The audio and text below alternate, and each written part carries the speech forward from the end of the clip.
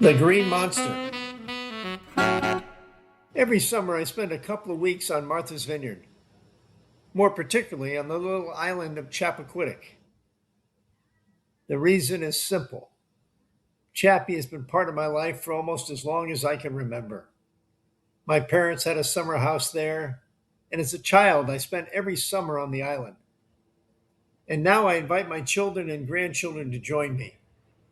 What began as my childhood tradition has become our family tradition.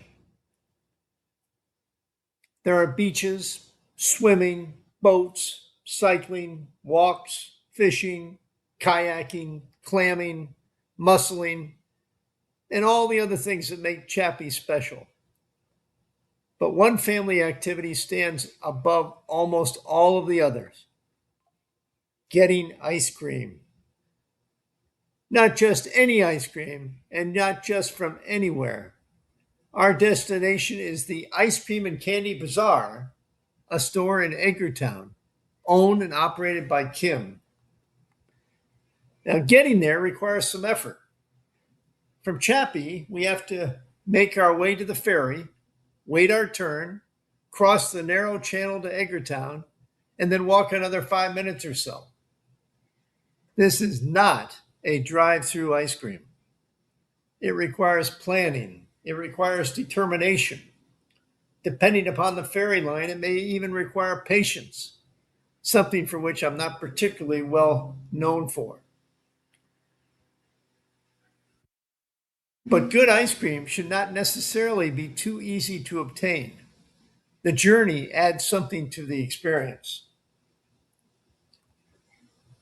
Edgartown has several excellent ice cream choices: Mad Martha's, Vineyard Scoops, the Scoop Shack, and even Dairy Queen.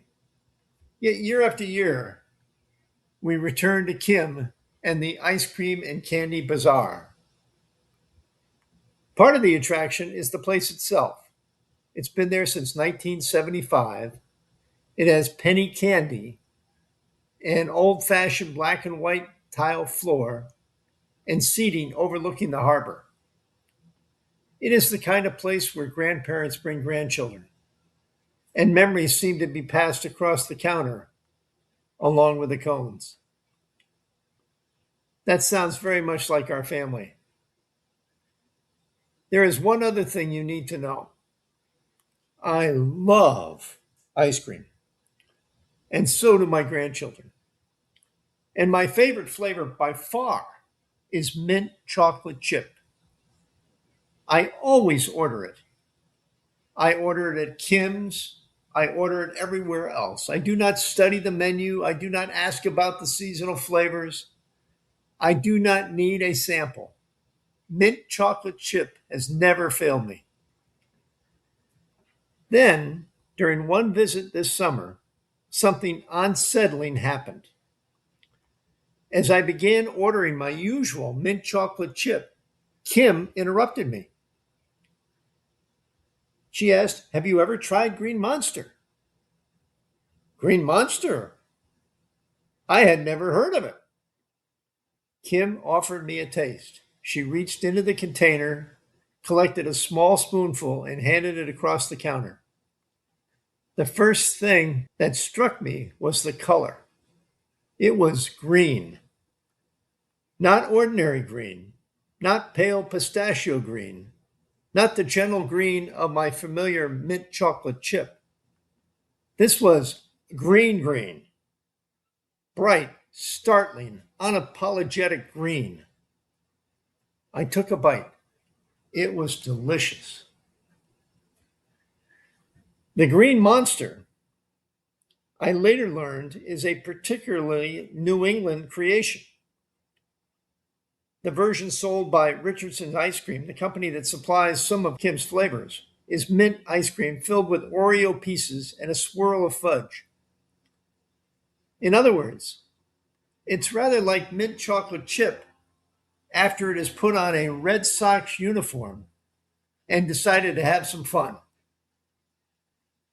Its name comes naturally from the famous Green Monster, the enormous left field wall at Boston's Fenway Park.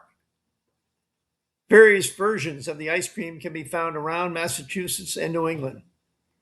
Some contain Oreos, some contain chocolate cookies, some include fudge, chocolate chips, or mint candies. Apparently, countless New Englanders knew about Green Monster ice cream. I did not. And there I stood at 82 years of age, learning that an important mint ice cream had somehow escaped my attention.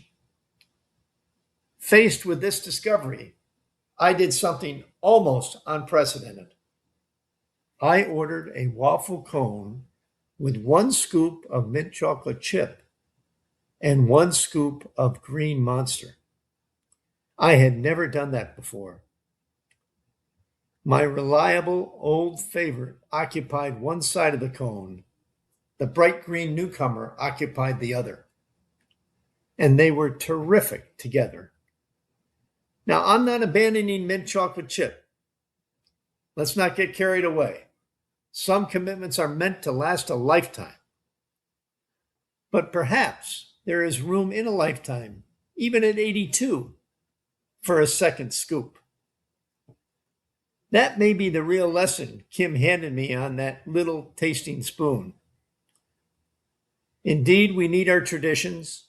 We need the familiar places, familiar people, and familiar flavors that connect one summer to another and one generation to the next. But every now and then, someone may ask, have you ever tried Green Monster?